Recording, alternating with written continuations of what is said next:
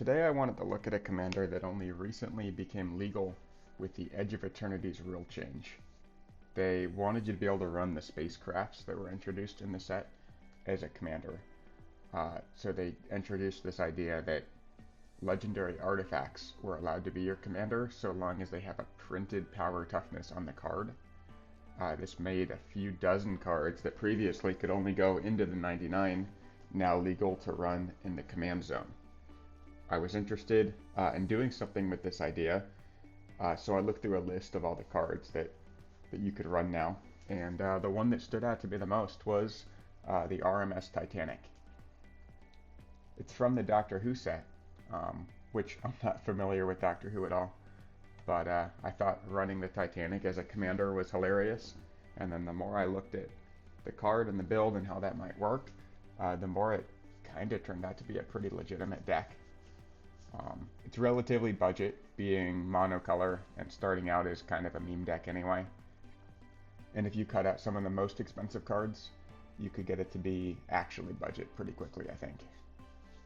The RMS Titanic is a legendary artifact vehicle. It costs 3 and a red. It has flying trample. Whenever RMS Titanic deals combat damage to a player, sacrifice it and create that many treasure tokens. It has crew 3, and it's a 7-1 once you crew it. There's a few main areas here that I want to focus on. The most important thing is crewing the Titanic. Obviously, it doesn't do anything if you can't crew it. So I put a lot of focus on just cheap creatures with 3 power that you could get out early in the game, and then crew the Titanic as soon as you play it. Some of these are kind of funny because they're cards that would be bad anywhere else because they don't do much. For example, like Cinderwall, This is a 3/3, and it's only a 1-drop. Of course, it has a downside because that would be pretty powerful otherwise for a 1-drop. It has Defender, and when it blocks, you destroy it at the end of combat. Well, we don't care about that. If it's here just to crew, none of that is relevant. Another one kind of like that is Slumbering Dragon. Also a 1-drop, also a 3/3. It's got flying, but it can't attack or block unless it has 5 or more +1/+1 counters on it. And then whenever a creature attacks you or a planeswalker you control, it gets a counter. Probably that won't come up, maybe late game you could have it actually do something and become a flyer for you, but obviously its purpose here is to crew. Another one that stands out for me is Torpid Moloch. It's another 1-drop, 3 power.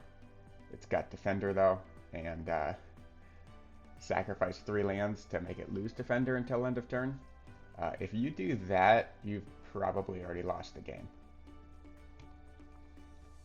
There was, let me sort these by alphabet, it'll be a little easier to find what I'm looking for. We also had like Dynamite Diver, this is a 1-mana 1/1, mounts and crews, as if its power were 2 greater, so it basically is a 3/3 for effectively for crewing the Titanic.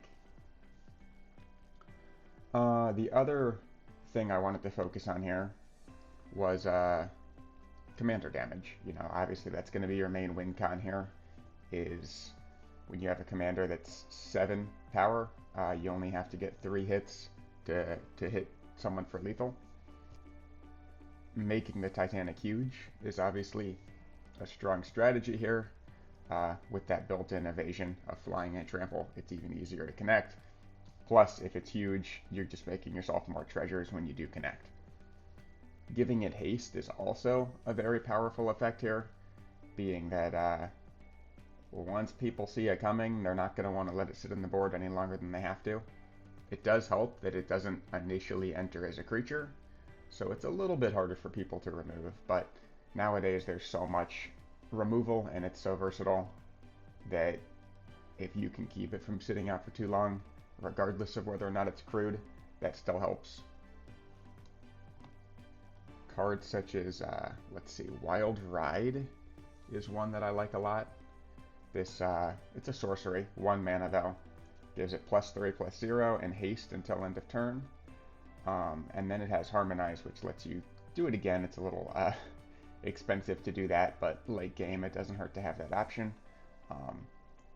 But if you cast this on the Titanic, Uh, it's now a 10-1, hits to make 10 treasures, and gives it haste, so you can do it as soon as you play it. Let's see, another one that I liked was from Final Fantasy. That is Haste Magic. That's an instant, but it is 1 mana more expensive than Wild Ride was. And it gives target creature +3/+1, and haste until end of turn. Kind of the same thing, except it also says exile the top card of your library. You may play it until your next end step. Some other cards that do similar things is, we got Bulk Up. This will not grant haste, but it makes the Titanic enormous. It'll make it a 14-1, and potentially give you 14 treasures if it doesn't get blocked at all. With your trample, even if it does get blocked, you're still probably going to get a good amount out of that. And then the flashback, of course, is powerful as well. It's a little pricey, but sometimes that's all you need to close out a game. Unleash Fury is another one. It doubles the power of target creature until end of turn, effectively also making it a 14-1. Dowsing Device does something kind of similar. This one's a little bit wacky. You kind of need to play it after the Titanic, because if you play the Titanic with this on the battlefield, the Titanic enters as an artifact, which triggers this, but it's not a creature. If you try to crew the Titanic in response to this trigger, you can't do that because you need to pick a target as soon as this trigger goes on the stack. So you really need to play this once the Titanic is already on the battlefield. That said, if you have a bunch of treasures, you'll be able to transform the Dowsing Device. It gives you a land, but also lets you repeatedly give the Titanic haste and buff its power. And that synergy is just too cool to pass up, despite a little bit of clunkiness on the front side of the card there. Another one that I wanted to point out was actually an enchantment, also from the Doctor Who set. This is the Sound of Drums. It's 2 and a red for an aura.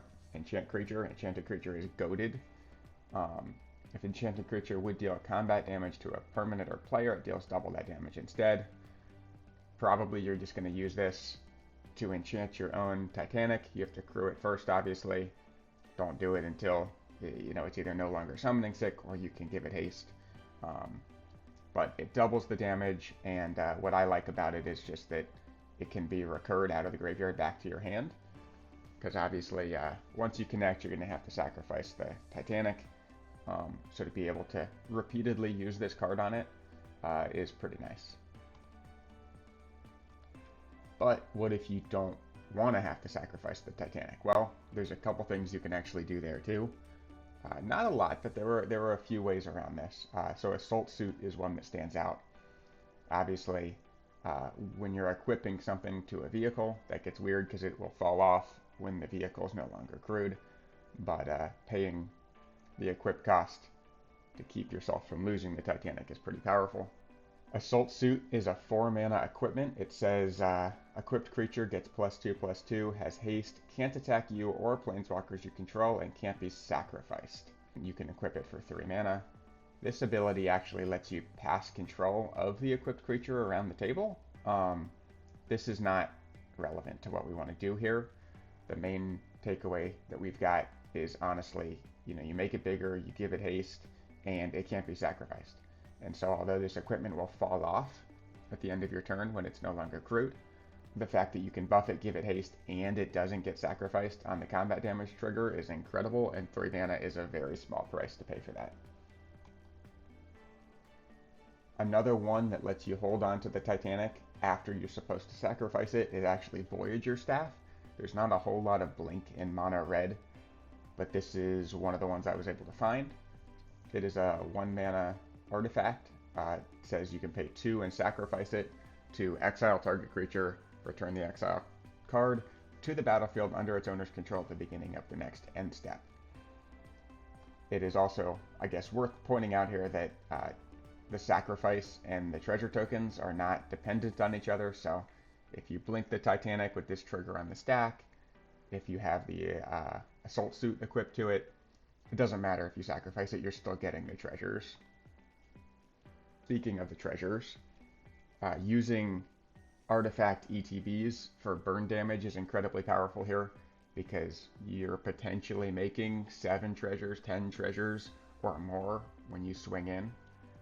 So if you can use those to your advantage outside of, obviously the mana advantage that you're going to get, that is very powerful. Cards like Reckless Fireweaver, which is 1 in a red for a creature human artificer. Whenever an artifact you control enters, this creature deals 1 damage to each opponent. That's incredibly powerful. You swing in, you hit someone for 7 commander damage or more. You make 7 treasures, and now you're hitting each opponent for 7 additional damage. Is insane.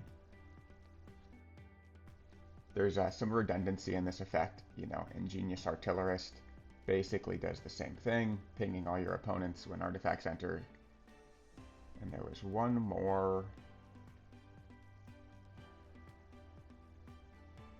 Hedron Detonator. Hedron Detonator is a slightly weaker version of this effect. It only hits target opponent, not every opponent. But it also has built-in card draw, where you can sacrifice 2 of your treasures and get impulse draw. When it comes to direct damage, another card that stands out is very powerful. It doesn't do the treasures thing, but it is Ketis. This is 1 in a red for a legendary creature, Elemental Lizard. And it says whenever a commander you control deals combat damage to an opponent, it deals that much damage to each other opponent. Worth noting that damage to the other opponents is not going to count as commander damage since it's not combat damage. That said, very quick way to just drain the table and close out the game before the other decks can catch up to the speed of this one. The last theme I wanted to focus on here was actually Graveyard Recursion, which you don't see often in mono red, but recasting the Titanic every turn for 2 more mana does get a little expensive. Making the treasures negates that, but I figured if you could cheat around it, that's just better. So I included as many ways as I could to bring the Titanic back from the graveyard without having to send it to the command zone every time. Goblin Welder, I think, is my favorite of these ways. It's maybe the most expensive card in this deck. I'd have to look, but I think it is. Goblin Welder is 1 red for a creature Goblin Artificer. It's a 1/1, but you can tap it. It says choose target artifact a player controls and target artifact in that player's graveyard. If both targets are still legal as this ability resolves, that player simultaneously sacrifices the artifact and returns the artifact card to the battlefield. It's a little bit of a mouthful, a little bit weirdly worded, but basically it lets you just immediately trade one of those treasures you made from the Titanic to bring back the Titanic from the graveyard, and that's a deal I would take any day of the week. Another one that does something similar is Trash for Treasure. I think it is basically the exact same effect, but it's a 3 mana sorcery instead of a creature, and it's not repeatable because it's on a sorcery, but as an additional cost to cast it, you have to sacrifice an artifact, likely one of the treasures that you made, and then you get to return an artifact card from your graveyard right back to the battlefield. Both of the Duretti cards in this deck, both the Planeswalker Duretti and the Creature Duretti, have a similar effect here as well. This one is 3 in a red for a Planeswalker. He's got some card draw on him and some other effects, but the main thing here is this -2, sacrifice an artifact. If you do, return target artifact from your graveyard to the battlefield. This emblem is also pretty nice. Whenever an artifact is put into your graveyard from the battlefield, return it to the battlefield at the beginning of the next end step. You're probably never going to get that, but sounds good, right? The other Duretti was a creature, 4 in a red. Its power is equal to the greatest mana value among artifacts. It's not really what we're trying to do here, but whenever he enters or attacks, you get that same effect of choosing an artifact in your graveyard, sacrificing one, and swapping them. Pretty nice. My pick for the best card in this deck is actually probably this Planeswalker from Ether Drift, Chandra Sparkhunter. She kind of just does everything that the deck wants to do on 1 card. She's 3 in a red for a legendary Planeswalker. At the beginning of combat in your turn, you choose up to one target vehicle you control. Until end of turn, it becomes an artifact creature and it gains haste. Alright, so she crews it, she gives it haste. You can uptick her too, to sacrifice an artifact or discard a card. If you do, draw a card. Alright, lets you turn your treasures into card draw. For 0, you can create a 3/2 colorless vehicle artifact token with crew 1. Not super relevant, but never hurts to just get some bodies on the board. And for -7, her ultimate, you get an emblem with whenever an artifact you control enters, this emblem deals 3 damage to any target. That is insanely powerful with the Titanic. 7 treasures, you get 21 damage on the board, either directly to an opponent, to their planeswalkers, to their creatures. It's absolutely insane, and not incredibly hard to get her there. When she starts at 4, you only need to uptick her twice. I think this is a really fun deck. It's unique.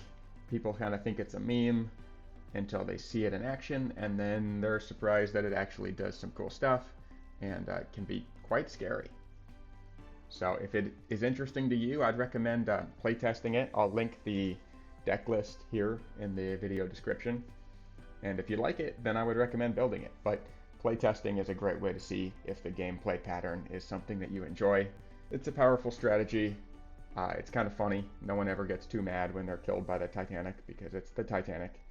And if they do, they probably deserved it anyway. I plan to make more of these videos going over some of my favorite decks. Ones that I think are unique to me, ones that aren't as common, or I think that I've done something different with that people might find interesting. But if there's any commanders that you want to see built, that you want deck techs on, or anything like that, just leave a comment, tell me what you're interested in seeing, and I'll probably do it. I just wanted to start making these videos to talk about my commander decks and use this as an outlet for my deck building obsession, since I have a lot more time to build than I actually get opportunities to play, and I thought it would be fun to share some of my ideas here.